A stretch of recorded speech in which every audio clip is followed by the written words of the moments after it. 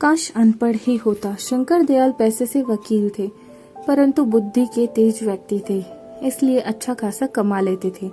उम्र ज्यादा हो गई थी, इस कारण वकालत छोड़ दी थी और अधिकतर समय घर पर ही व्यतीत होता था। खाली वक्त में अखबार पढ़ना, जब कभी उससे भी मन की हताशा दूर न हो तो अपने बड़े बेटे मोहन को भला बुरा कहना, यही थी शंकर दयाल की दिनचर्या। बड़ा बेटा मोहन भी उनकी बातों को दिल से नहीं लगाता था। उनकी आदत है बस यही सोचकर बर्दाश्त कर लेता था। शंकर दयाल का घर पूरी तरह से सुख संपन्न था, क्योंकि दो बेटे सोहन और रोहन सरकारी नौकरी लगे हुए थे। एक डॉक्टर था तो एक पुलिस में था। महीने की अच्छी खासी रकम घर पर आ जाती थी। इतना रुपया पाकर शंकर दयाल का मन खुशी से झूम उठता था, परंतु जैसे ही उसकी नजर मोहन पर पड़ती थी, उसकी खुशी गायब हो जाती थी और वह अपने अनपढ़ बेटे को कोसने लगता था, क्योंकि वो चाहता था कि मोहन पढ़ लिखकर उनके भाइयों की तरह सरकारी नौकरी करे। परंतु शंकर दयाल के अथक प्रयास से मोहन का मन पढ़ाई में नहीं लगा। अब तो आलम यह था कि मोहन को हर रोज गाली देना और घर का सारा काम मोहन से ही करवाना, यह सब शंकर दयाल की आदत में शुमार हो चुका था। जब कभी भी कोई व्यक्ति अपने बेटे की नौकरी लगने की खबर दयाल को सुनाता था, तो शंकर दयाल का गुस्सा मोहन पर 2 गुना फूटता था। मोहन की अब यही दिनचर्या बन चुकी थी। खेत से सारा चारा काट कर लाना और मशीन से काट कर जानवरों को देना, घर का खाना भी बनाना और शाम को शंकर दयाल के पैर दबाना। इतना करने के बावजूद भी उसे इनाम में गालियां मिलती थी, तो फिर भी उसके मुंह से शंकर दयाल के खिलाफ एक शब्द नहीं निकलता था। जब कभी भी वह ज्यादा उदास होता तो अपनी माँ की फोटो को गले से लगाकर रोता, जो 2 साल पहले गुजर चुकी थी। एक दिन शंकर दयाल कुर्सी पर बैठे अखबार पढ़ रहे थे कि तभी शंभू मिठाई का डब्बा लेकर वहां आया और शंकर दयाल को वह मिठाई का डब्बा दिया। ये देखकर शंकर दयाल का चेहरा तिलमिला उठा, क्योंकि शंकर दयाल बहुत ही ईर्ष्यालु व्यक्ति था। किसी और की खुशी उससे बर्दाश्त नहीं होती थी, इसलिए कोई भी व्यक्ति उसे अपनी खुशियों में शामिल नहीं करता था। शंकर दयाल ने बोही चढ़ाकर कहा, क्या बात है शंभू, आज बहुत मिठाई बांट रहा है। आखिर खुशी का कारण क्या है? कोई लॉटरी लग गई है? शंभू ने प्रति उत्तर में कहा, बात यह है भैया, मेरे बेटे की पुलिस में नौकरी लग गई है। शंकर दयाल ने शंभू को अचरज भरी निगाहों से देखते हुए पूछा, क्या कह रहे हो, तुम्हारे बेटे की नौकरी लग गई है? वही बेटा जो 12वीं में लुढ़कते लुढ़कते बचा, वो आज पुलिस वाला बन गया है। अरे हमें तो विश्वास नहीं होता कि उसकी भी नौकरी लग सकती है। शंभू ने नर्म भाव से कहा, हाँ भैया, उसकी ही नौकरी लग गई है, बस सब ऊपर वाले की कृपा है। मेरा बेटा पुलिस वाला बन गया, इसी खुशी में लड्डू बांट रहे हैं। तब तक मोहन भी वहां आ चुका था। शंभू ने मोहन को देखकर डब्बे में से एक लड्डू निकालकर मोहन को देते हुए कहा, आज बड़ी खुशी की बात है, तुम्हारा दोस्त रवि आज पुलिस वाला बन गया है। यह सुनकर मोहन खुशी से झूम उठा और खुश होकर शंभू से पूछा, क्या काका सच में मेरा दोस्त पुलिस वाला बन गया है? तभी शंकर दयाल ने मोहन को घूर कर देखा तो मोहन छटपटा के एक कोने में खड़ा हो गया। शंकर दयाल ने आंखें गुरेज कर मोहन की तरफ देखते हुए कहा, देख ले, एक वह है जो पुलिस में लग गया और एक तू जो भैंस चराता है। अरे कितनी बार तुझको समझाया है, पढ़ ले, तूने मेरी हरगिज ना मानी। अरे तू तो इस धरती के लिए बोझ है, इससे ज्यादा कुछ नहीं। शंभू को यह देखकर मोहन पर तरस आ गया और उसने शंकर दयाल से कहा, अरे भैया, क्यों भला बुरा कह रहे हो मोहन को? अरे उसका मन पढ़ाई में नहीं लगा तो नहीं लगा, इस तरह आप इसे भला बुरा मत कहते रहा करो। आप मेरी बात मानो तो आप मोहन की शादी कर दो। घर में बहू आएगी तो आपका भी ख्याल रखेगी और मोहन का भी। शंकर दयाल ने मोहन की तरफ देखा और फिर शंभू से कहा, अरे इस अभागे को कौन ब्याहेगा? और कौन अपनी बेटी देगा? इससे शादी करने से पहले वह अपनी बेटी को जहर ना दे दे। शंभू ने प्रति उत्तर में कहा, अरे क्यों नहीं, हमारी साले की बिटिया है रज्जू, आप अगर राजी हो जाओ तो मैं रिश्ते की बात चलाऊं। शंकर दयाल शंभू की बात को नकारते हुए कहा, नहीं नहीं, वह तो बिल्कुल अनपढ़ है और मैं इसी अनपढ़ को बड़ी मुश्किल से बर्दाश्त कर पा रहा हूँ, उससे कैसे कर पाऊंगा? शंभू ने जवाब दिया, अरे आप भी कमाल करते हो, अब मोहन जितना पढ़ा लिखा है उतनी ही पढ़ी लिखी बिटिया मिलेगी। मेरी मानो तो फिर एक बार सोच लो, बिटिया बहुत कमीरी है, घर के सारे काम अकेली ही कर लिया करेगी। शंकर दयाल ने कहा, अरे ऐसे तो इसका ब्याह कब का हो चुका होता। अरे हम अपने घर में अनपढ़ लोगों को बिल्कुल बर्दाश्त नहीं कर पाएंगे। और तुम इसकी चिंता छोड़ो, यह तो है ही धरती का बोझ, पड़ा पड़ा खाता रहता है। कभी कभी तो हमें लगता है काश ये हुआ ही ना होता तो मेरे दिल को बड़ी तसल्ली मिल जाती। शंभू ने शंकर दयाल को समझाते हुए कहा, ऐसा मत कहो, लड़का शाना हो चुका है, आपकी बात में आकर कुछ उल्टा सीधा कर लिया तो? शंकर ने जवाब दिया, कर ले तो हमें क्या फर्क पड़ेगा, हमारे तो 2 बेटे कमा रहे हैं। अरे कल मरे सो आज मर जाए, कम से कम धरती का बोझ तो कम होगा। शंकर दयाल की एक एक बात मोहन को अंदर तक तोड़ रही थी।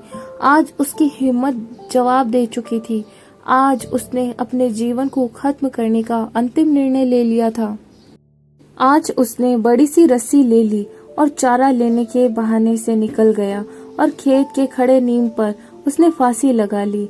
जब रात अधिक हो गई और मोहन वापस नहीं लौटा तो शंकर दयाल ने आस पड़ोस में पता किया। पता करने पर पता चला कि वह खेत से चारा लेकर वापस ही नहीं आया था।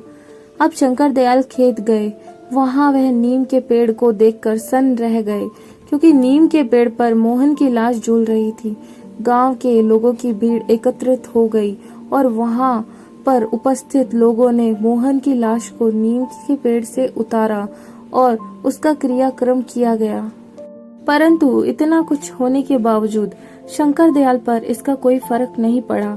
वह पहले की तरह ही जिंदगी जीने लगा। वक्त धीरे धीरे गुजरता गया। अब उसके दोनों बेटों की शादी हो चुकी थी। जो बेटा डॉक्टर था उसकी पत्नी भी डॉक्टर थी और जो बेटा पुलिस में था उसकी पत्नी भी पुलिस में थी। समय के साथ शंकर दयाल की उम्र काफी ढल चुकी थी। उसके हाथ पैर उसका साथ नहीं देते। कोई भी काम करने पर उसकी सांस फूल जाती। बड़े बेटे ने शहर में एक अस्पताल खोल लिया और दोनों मियाँ बीवी शहर में रहने लगे। कुछ दिनों बाद छोटे बेटे की पोस्टिंग दूसरे शहर में हो गई तो उसने अपनी पत्नी की पोस्टिंग उसी शहर में करवा ली। अब दोनों मियाँ बीवी जाने की तैयारी में जुट गए। तभी शंकर दयाल वहां आकर के अपने बेटे रोहन से कहा, बेटा बड़े बेटे बहू तो हमें छोड़कर चले गए, अब तुम भी जा रहे हो, अब हम अकेले यहाँ कैसे रहेंगे? बेटा ऐसा करो, हमें भी अपने साथ लेते चलो। रोहन ने प्रति उत्तर में कहा, बापू आप जानते तो हैं शहर का वास्ता है, अभी लोग खुद किराए पर रह रहे हैं और आपको कैसे रखेंगे? वैसे भी बापू हमारे पास यह इतना बड़ा घर, पर इसे किसके हवाले छोड़ जाएंगे? शंकर दयाल ने निवेदन किया, बेटा इतने बड़े घर में मैं अकेला रहकर क्या करूँगा? अरे मुझसे तो कुछ किया भी नहीं जाता है, मेरी देखभाल कौन करेगा? रोहन ने शंकर दयाल को समझाते हुए कहा, बापू अब चिंता मत करो, मैं इस घर को बेचकर शहर में एक नया घर ले रहा हूँ। बस यहाँ यह घर बेचेंगे और वहाँ नया घर ले लेंगे। हाँ बापू, यह 2-4 दिन में सेठ इस घर को खरीदने आएगा। आप घर के कागजात पर साइन कर देना और सेठ से 3 लाख रुपए भी ले लेना और शहर चले आना। और जब शहर पहुँच जाओ तो ये रहा मेरा नंबर, हमें कॉल कर देना, मैं तुम्हें लेने आ जाऊंगा। आप चिंता मत करो, बस 2-4 दिन की बात है। और फिर रोहन शंकर दयाल को अपने गले से लगाता है और उनके पैर छूकर वहां से चला जाता है। आज इतने बड़े घर में शंकर दयाल अकेला था। जब उसे भूख लगी तो उसने रोटी बनाने के लिए आटा गूंदा। बूढ़े हाथों में इतनी जान कहाँ थी कि जो आटा भी सही से गूंदा जाए। आज उसे अपने बड़े बेटे मोहन की याद आ रही थी। यादों का सैलाब जब ज्यादा हो गया तो उसे अपनी आंखों के सामने मोहन का अक्स नजर आने लगा। वो मोहन का आटा गूंदना और रोटी बनाना, एक एक करके सभी दृश्य उसकी आंखों में तैरने लगे। उसकी बूढ़ी आंखों में आज आंसू छलक उठे और मन में सिर्फ एक ही आवाज निकल रही थी कि काश आज मेरा बेटा अनपढ़ ही होता, तो उसकी शादी होती और एक अनपढ़ बहू इस घर में आती। कम से कम वह अपने घर में तो रहती और खाना बनाती। मोहन मेरा घर का सारा काम करता और मैं पहले की तरह ही कुर्सी डालकर बैठे अखबार पढ़ता। परंतु अब सपनों को देखने से क्या होगा? जो कुछ उसने किया आज वो उसके सामने था। सेठ ने घर के कागज पर साइन करा लिए और शंकर दयाल को 3 लाख रुपए दिए। रुपए मिलते ही शंकर दयाल अपने शहर जाने की तैयारी कर ली और शंकर दयाल ने रोहन को फोन करके सब बता दिया कि वह बस स्टैंड पर उसका इंतजार करेंगे। कहे मुताबिक शंकर दयाल वहां पहुंच गए और बैठकर रोहन का इंतजार करने लगे। तभी वहां रोहन आ गया और शंकर दयाल के पास आकर कहा, बापू आप पैसे लाए हो ना, मुझे दे दो। वह जो मैंने अपना नया घर खरीदा है उसका मालिक अभी रुपए मांग रहा है। अगर मैंने उसे अभी रुपए नहीं दिए तो वह अपना घर किसी और को बेच देगा। शंकर दयाल ने रुपयों का बैग झटपट से रोहन को दे दिया। रोहन ने रुपए लेकर शंकर दयाल से कहा, बापू आप यहीं बैठो, मैं सेठ को अभी रुपए देकर आता हूँ। रोहन अपने बापू को वहीं बैठाकर रुपए लेकर वहां से चला गया और शंकर दयाल वहीं बैठकर उसका इंतजार करने लगे। समय धीरे धीरे काफी बीत चुका था, परंतु रोहन अभी तक वापस नहीं आया था। शाम होने को थी। शंकर दयाल बहुत ही चिंतित था कि रोहन अभी तक नहीं आया। उसे रहा नहीं गया तो उसने एक राहगीर से फोन नंबर लगवाया जो उसे रोहन ने दिया था, परंतु फोन भी स्विच ऑफ आ रहा था। अब शंकर दयाल की चिंता और भी अधिक बढ़ चुकी थी। वह हताश होकर बैठा हुआ था कि तभी उसे एक मोटरसाइकिल आते हुए दिखाई दी थी जिस पर रोहन बैठा हुआ था।